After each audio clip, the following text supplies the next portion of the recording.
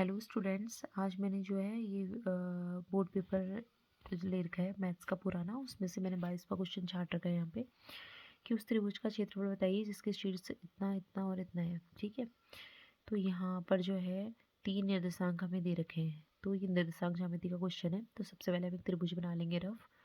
ये मैंने बनाया हुआ है यहाँ पे। इसका शीर्ष पहला ये मान लेंगे ए, और दूसरा बी, और तीसरा सी। तो ए के निर्देशांक कितना है -5 और 4, बी के कितने हैं 3 और -5, और सी के कितने हैं 5 और 2। इन तीनों को हम ऐसे लोकेट कर लेते हैं। अब इस पहले वाले को लिखते हैं x1 और y1। हम मान लेते हैं इस x1 और y1 इसकी वो है। तो x1 में -5 ले लिया मैंने, और y1 के लिए ये ले लिया। ठीक है, चूँकि 3 है तो हमें अलग अलग इसको लिखना है। इस तरीके से एक ये लिख लिया, दूसरा x2 और y2। तो x2 ये है और y2 ये है, यहाँ लिख लिया। और तीसरा हमने लिख लिया x3 और y3। तीसरा है क्योंकि 5 और 2। अब इसके लिए हमें सीधे डायरेक्ट फार्मूला लगा देंगे, 1/2 x1। इसके लिए ये छोड़ देंगे हम ब्रैकेट, फिर x2 इसको छोड़ देंगे, प्लस x3 इसको छोड़ देंगे, फिर बाद में लिखेंगे। ठीक है, तो x1 x2 x3 हमने इस तरीके से लिख लिया। तो y2 माइनस y3, और क्योंकि याद करने का तरीका है 1 2 3। फिर यहाँ पे x2 है तो y3 माइनस y1, फिर x3 है उसके साथ y1 माइनस y2 आ जाएगा। ठीक है, अब हमें यहाँ पे क्या रखना है, इनकी वैल्यू रखनी है। x1 की जगह हम क्या रखेंगे -5, y2 माइनस y3 कितना है हमारे पास -5 और 2। तो -5 और -2 आ जाएगा। फिर x2 की जगह क्या है, यहाँ पे 3 है, और y3 का मान कितना है 2, और y1 का मान कितना है 4। तो 2 में से -4 यहाँ लिखेंगे, 5 फिर x3 का मान है y1 माइनस y2, यानी कि 4 माइनस 5। तो 4 माइनस फिर -5 है, इसका ध्यान दीजिएगा। अब ये -5 बाहर से ऐसे ही रहेगा, -5 और 2। यहाँ पे मैंने करली ब्रैकेट लगा दिया इनको अलग अलग लिखने के लिए, क्योंकि यहाँ पे -5 छोटा ब्रैकेट लगा रखा है। तो ये इस तरीके से मंझला ब्रैकेट मैंने यहाँ लगा दिया। तो -5 और -2 है, तो ये जुड़ जाएंगे लेकिन चिन्ह माइनस का आएगा।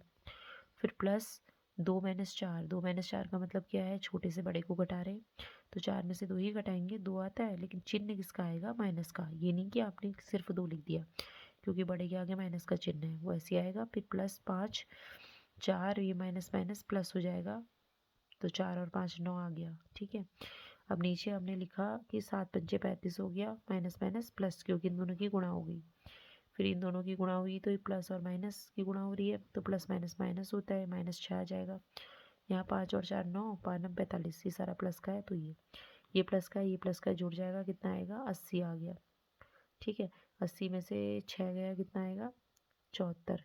ठीक है, अब 74/2 हम करेंगे तो 2 3 6 और 2 7 14, यानी कि 37 वर्ग